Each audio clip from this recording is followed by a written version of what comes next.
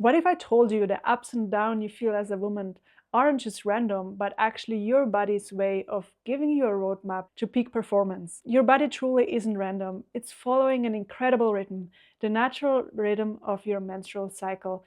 And when you learn to work with your cycle instead of against it, everything changes. Have you ever wondered why some weeks you feel unstoppable while other weeks you kind of struggle to just get through the day? While for men, biologically, every day is the same, this isn't the case for us women.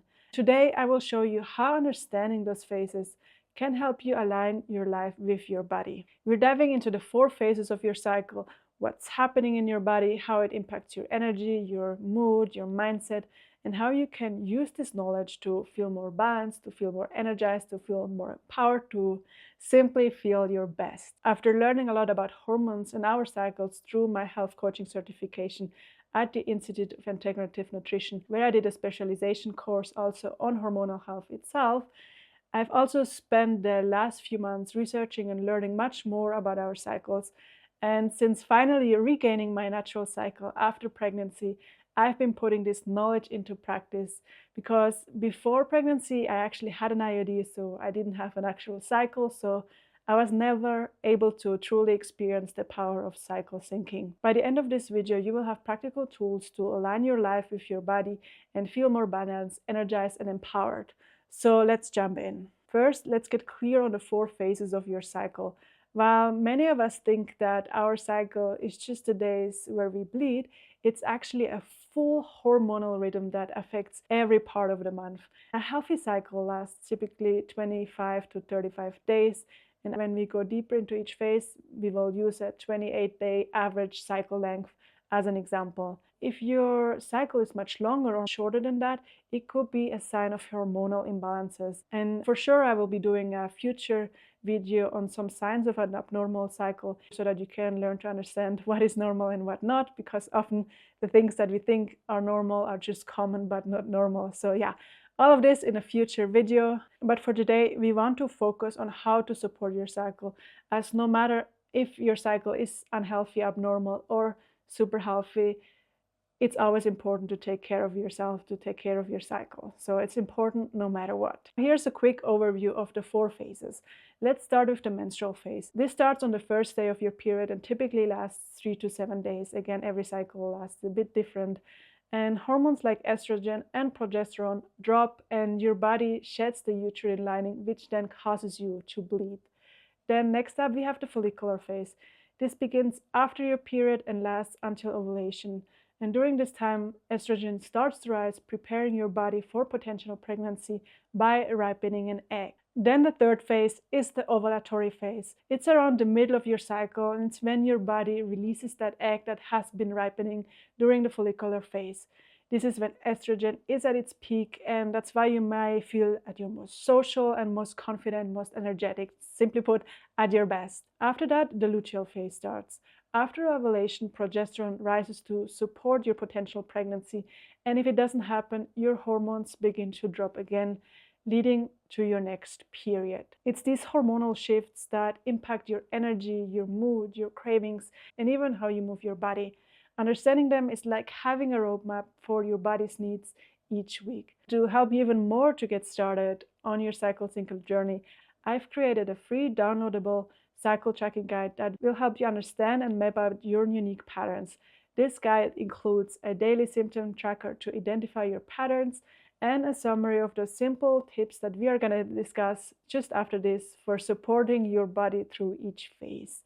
What we are discussing today, of course, is a lot, so in order for you to pay attention and still have all the information afterwards, I created this guide. So you can grab it down by visiting the show notes below, and this is truly the perfect way to understanding your cycle and start implementing what we are discussing today. Now it's time to break this down even further and talk about how you can support yourself in each phase in terms of movement, nutrition, because most hormonal imbalances can be traced back to your diet, and in terms of self-care, where I also mean getting things done, so in terms of work and what you should prioritize in terms of tackling your to-do list and all of that. So first up, just a few common rules for all the phases, because as we learned just now, the nutrition or your diet plays a big impact on your hormonal health. That's why we want to make sure that we focus on blood sugar balance for optimal gut and liver function to support your hormone production, which means eating less sugary or refined carbs that spike your blood sugar level and keep your blood sugar levels completely out of whack. This pretty much means focus on nutrient-dense foods, focus on protein, complex carbs, and healthy fats because they're truly essential for everything, your hormone production, your gut health, and just feeling your best in general. But yeah, now it's time to dive deeper into each phase and how you can support yourself during those times during the month. Phase one, your menstrual phase, lasts on average 1 to 5 days. So again, as I said, we will be looking at a 28-day average cycle, but if yours is a little bit below or on top of this, completely normal. It's just to have an overview. So during your period, your hormones are at their lowest. This is why you might feel most tired, introspective, and even emotional. And guess what? It's okay. No need to feel ashamed, no need to feel bad or anything. It's normal and it's okay. I just wanted to mention that because often we feel like, or like men sometimes make us feel bad about ourselves, like about being on our period and all of that. So completely understand that this is okay to feel that way. It's just how we work. Men cannot understand because, again, their day is always the same, hormonally speaking. To support yourself during this phase in terms of movement, it's time for gentle movement. Things like stretching, yoga, like no power yoga, just like gentle yoga, or walking. And as weird as it may sound, rest is productive during this phase. Your body is going through a lot. And yeah, the world is mostly built around the cycle of man, which basically resets every day, and hence they can do the same at the gym every day, all month long. But for us, unfortunately, it's different. Or maybe not unfortunately, just different.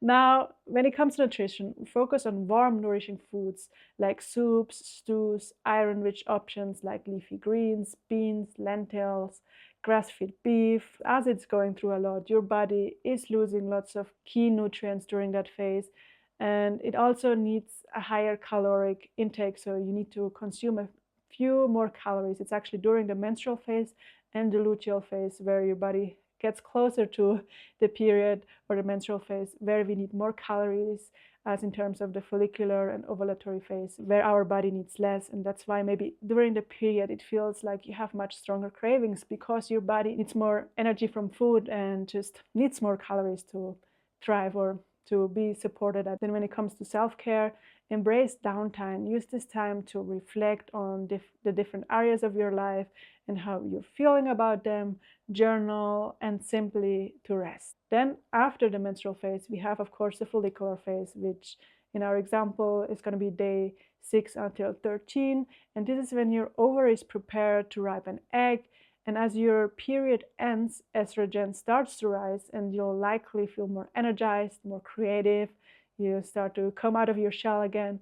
And it's also when your skin starts to look better and you start to feel more extroverted again, which makes it a good time to be more out and about again, to socialize more again. And when it comes to supporting yourself in terms of movement, try more dynamic workouts like strength training, cardio, pretty much any kind of workout you want. Now is a good time for anything you want. And when it comes to nutrition, focus on fresh, vibrant foods that match your rising energy and include foods that support estrogen production like salads, berries, seeds, pomegranates, healthy fats. Raw and fermented foods during this phase help your body process the natural surge in estrogen. So it's a good time for salads and smoothies. And also this phase and the ovulatory phases are where your body needs less calories as compared to the luteal and menstrual phase. Then in terms of self-care, use this phase for brainstorming or starting new projects, which can be for work or at home. It's a good time for brainstorming and problem solving because your brain is focused, has much more energy to focus on detail, and you will feel inspired and focused thereof. Then moving on to the ovulatory phase. This is your body's peak hormone phase, or let's call it your peak performance phase. It's when you will likely feel at your most social, your most confident, your most magnetic. It's the best time for important conversations and networking for the things that matter most to you. And in terms of movement, high intensity workouts like HIIT and cardio can feel great during that time. And in terms of nutrition, always prioritize those nutrient dense foods with lots of protein, healthy fats, and fiber, but especially make sure to eat foods that support your liver for detoxification of excess estrogen. So, for example, cruciferous vegetables like broccoli, Brussels sprouts, cabbage, turnips, and even kale. In terms of self-care, this is a great time to connect with others, whether it's networking, scheduling a date night, or catching up with friends. It's also a good time for job interviews, public speaking events, launching a new venture, a new business, basically whatever comes to your mind where you want to feel or need to feel at your best. Then lastly, there's the luteal phase, day 18 until 28. As you move on into the luteal phase, progesterone starts to take over and you might feel a little bit slower and more inward focused again. This phase is also when PMS symptoms might pop up, especially towards the end. So the first half can still be good for organizing and detailed work, but then the time comes where you need more self-care, more rest, the closer you get to your period. For this also, the closer you get, switch to lower intensity workouts like strength training, Pilates, or walking. And when it comes to nutrition, focus on grounding comforting foods like veggies, sweet potatoes, that help stabilize your blood sugar levels. That's also why now it's important to have good breakfasts and maybe less smoothies and salads. In this phase, we also want to make sure to add in foods that support progesterone production, because for us women, it's often low. So it's usually foods high in vitamin C like oranges, lemons, peppers, and so on, and foods high in vitamin B6 like salmon, banana, walnuts. So these foods are important during this phase. Then in terms of self-care, when it comes to getting things done, it's still a good time to work and take care of your to-do lists and chores, but it could be that in the second half things get more difficult, especially for many women due to PMS. So be sure to practice a lot of self-care, like taking baths or whatever makes you feel good, and listen to your body and allow for rest when it's needed by maybe going to bed more early or just having a moment of relaxation during the day. I also just quickly want to mention that common symptoms like severe PMS are not normal. They might be common, but they're rather signs of hormonal imbalance that can be addressed. And now before we wrap up, here's a quick guide in how you can start applying this into your daily life. So first up, of course, start to track your cycle. Start by keeping a journal or using one of the many apps where you can track how you feel each day. Look for patterns in your energy, your mood, and cravings, because tracking your symptoms and your cycle length can help identify hormonal imbalances.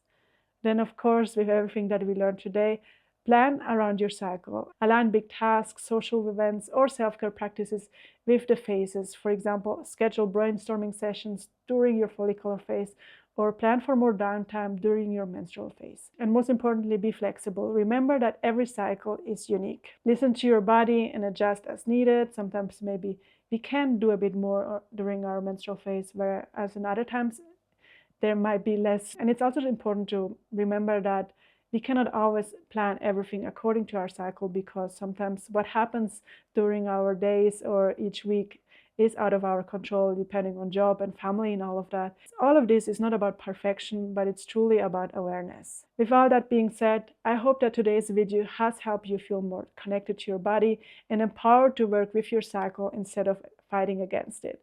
These small shifts, as simple as they may sound, like resting during your period or embracing your energy during your ovulation, can make such a difference in how you feel. Don't forget the PDF that summarizes everything that we discussed today. And if this video resonated with you, I'd love to hear your thoughts. Share your favorite key takeaway with me down in the comments, or send me a message over on Instagram at nourishwith.sarah. I will also have it linked down below. Thank you so much for watching. Don't forget to subscribe, like, and share this with anyone who could benefit from understanding their cycle better. See you next time.